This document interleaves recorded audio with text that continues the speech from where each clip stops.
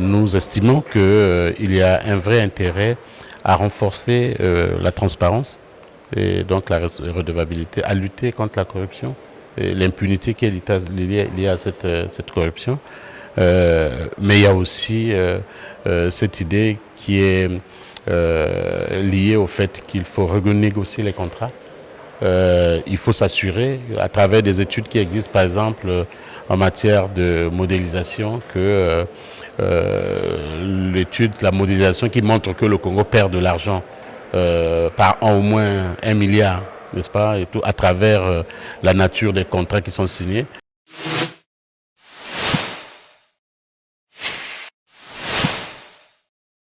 La coalition citoyenne contre les crimes économiques et financiers au Congo-Brazzaville, regroupant des personnalités indignées et une dizaine d'organisations non gouvernementales des droits humains et de développement démocratique, dont l'Observatoire congolais des droits de l'homme et le Mouvement pour la culture citoyenne, vient de déposer devant le doyen des juges d'instruction près le tribunal de grande instance de Brazzaville une plainte contre X avec constitution de partie civile pour détournement et pillage de présumés fonds publics.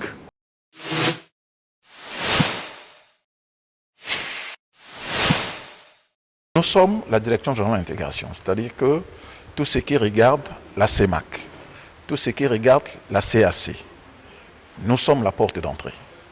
Et que le dialogue public-privé, on ne peut pas le faire en dehors de ces communautés économiques régionales. Donc à ce point-là, voilà comment, à ce niveau-là que ça se situe. Parce que le climat des affaires ne doit pas seulement être pour un seul pays, ça doit être pour toute la communauté économique régionale. À l'heure où nous sommes en train d'aller vers la ZLECAf. Et pour aller à la ZLECAf, nous commençons d'abord par la zone de libre-échange de la CAC, avant d'aller à la zone de libre-échange continentale.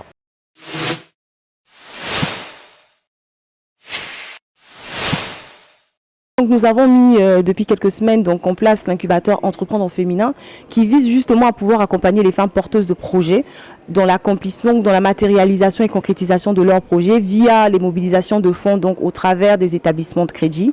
Ça fait déjà partie d'un grand volet de travail que nous aurons avec ces femmes-là.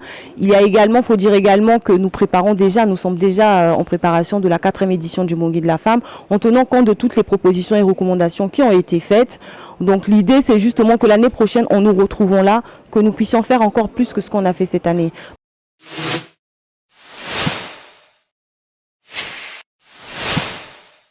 Continue toujours à soutenir. Et il n'y a pas que Roga ici dans ce pays. Et vous pouvez soutenir aussi les autres, c'est normal, c'est la musique congolaise. Vous avez soutenu Roga, il faut soutenir aussi les autres. Et je pense que avec l'unité de notre peuple, le pays va avancer.